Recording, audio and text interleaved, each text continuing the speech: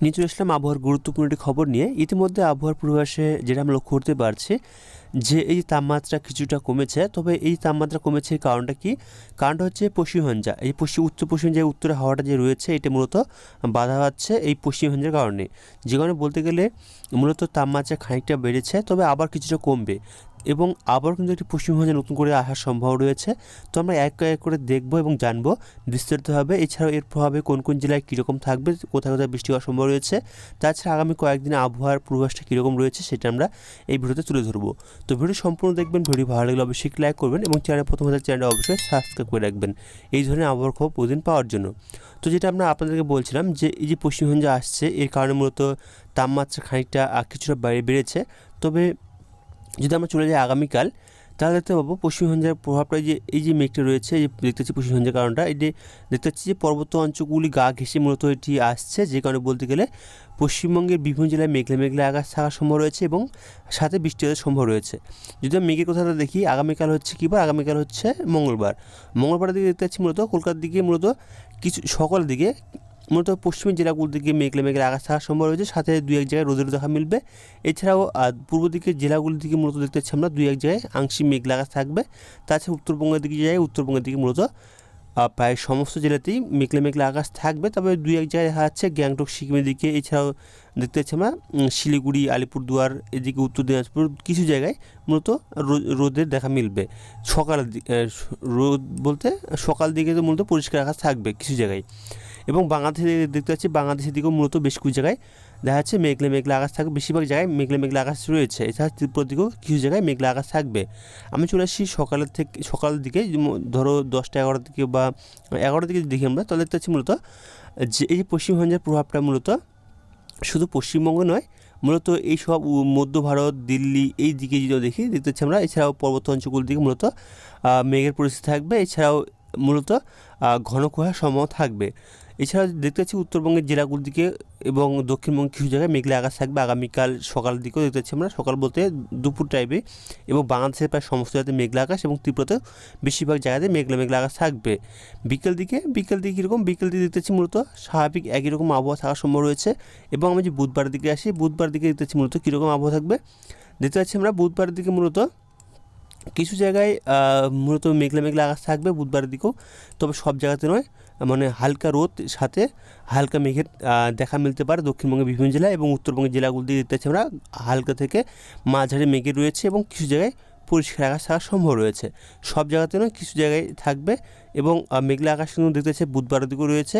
বৃহস্পতিবার দিকে দেখি, বৃহস্পতিবার দিকে কীরকম আবহাওয়া থাকবে। বৃহস্পতিবার দিকে দেখতে পাচ্ছি মূলত যেটা দেখা যাচ্ছে যে কিছুটা মূলত মেঘ থাকবে, বাদবাকি বেশিরভাগ জায়গাতে মূলত পরিষ্কার আকাশ এবং রোদ ঝলমলে আকাশ থাকবে। তো এই হচ্ছে যেটা দেখলাম মেঘের পরিস্থিতি এবং পশ্চিম ঝঞ্ঝার কারণ কী রয়েছে। তো এই যেটা পশ্চিম ঝঞ্ঝা ঢুকছে আরেকটি কবে? 10 তারিখের দিকে, যে কারণে বলতে গেলে 10 তারিখের পর 12 তারিখে থেকে এর প্রভাবটা আমরা আবারও দেখতে পাবো। তো আবহাওয়া দপ্তর তরফ থেকে তারা কী জানিয়েছে সেটা আমরা এক নজর একটু দেখে নিই, তারপর আমরা চলে আসবো আবারও লাইভ সিস্টেমে এবং সেখান থেকে দেখে নেব বৃষ্টির সম্ভাবনা কোন কোন জেলায় থাকছে, সাথে কোন কোন জেলায় মূলত মানে ঘন কুয়াশার সম্ভাবনা থাকছে। তো এখানে দেখুন যেটা বলা হয়েছে আবহাওয়া দপ্তর তরফ থেকে, আজ হচ্ছে 6 তারিখ, তাপমাত্রা কবে থেকে কীরকম থাকবে সেটা বলেছে এবং ঘন কুয়াশা কোন কোন জেলায় থাকছে সেটা তারা এখানে বলেছে। যদি আমরা দেখি তাপমাত্রার কথা বলি, তাহলে দেখতে পাচ্ছি আমরা পরবর্তী 24 ঘন্টার মধ্যে, অর্থাৎ আজ এবং আগামীকাল কোনো তাপমাত্রা কোনো বড় পরিবর্তন হবে না, রাত এবং দিনের তাপমাত্রা কোনো বড় পরিবর্তন হবে না। তারপর মূলত 3 দিন যেটা বলা হয়েছে 2 থেকে 4 ডিগ্রি ধীরে ধীরে তাপমাত্রা কমবে, অর্থাৎ আজ এবং আগামীকাল তাপমাত্রা একই রকম থাকবে এবং পরবর্তী 3 দিন 2 থেকে 4 ডিগ্রি ধীরে ধীরে কমবে তাপমাত্রা।